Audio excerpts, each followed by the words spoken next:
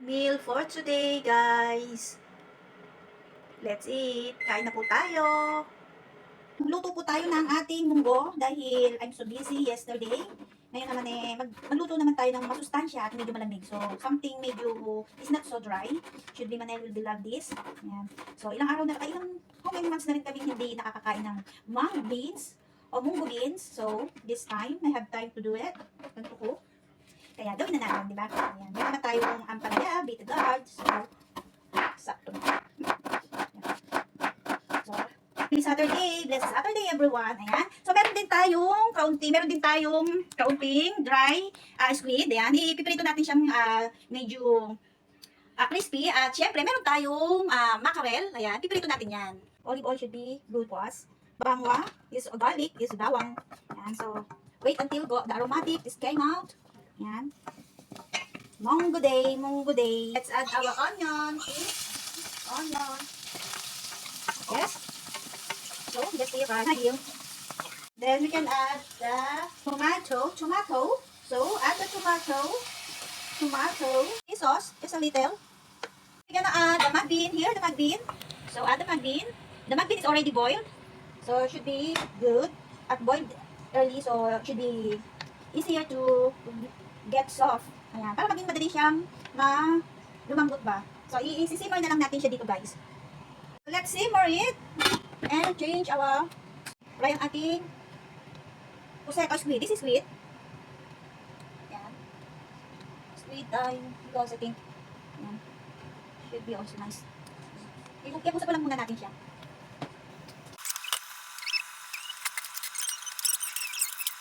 Italit natin ang atin. Ayan. Parang iiyaan muna natin siya. Pero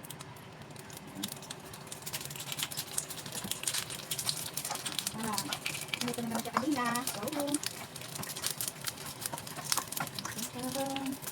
ang ating squid. So, just nekus ang ating squid. So, doesn't get burn, right? And remove and set aside. And wait, after a little bit cold, yung ano na siya, hindi na siya ganong mag-init, should be crispy. So, mag-fry na tayo ng ayan, mackerel. Oops. So, fry yung mackerel, guys. Ayan. Thank you. Mackerel.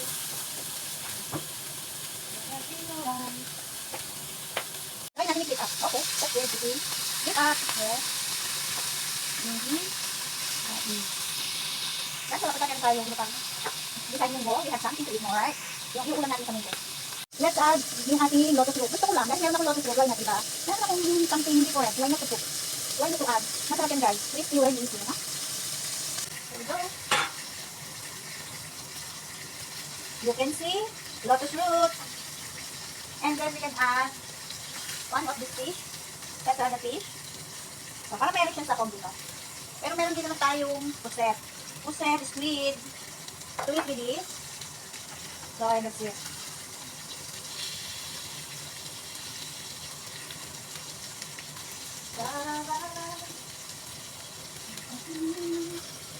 It's so pretty.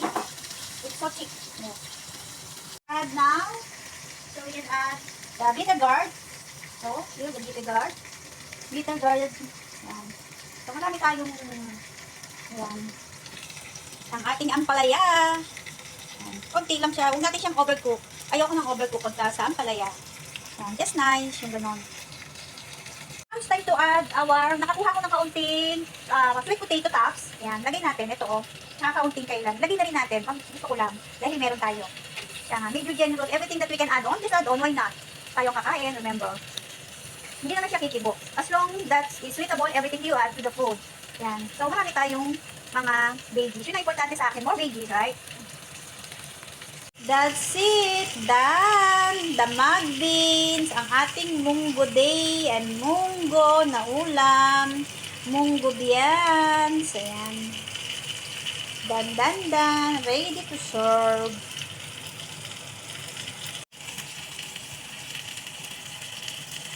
Thank you for this food and blessing day by day, Lord. Thank you.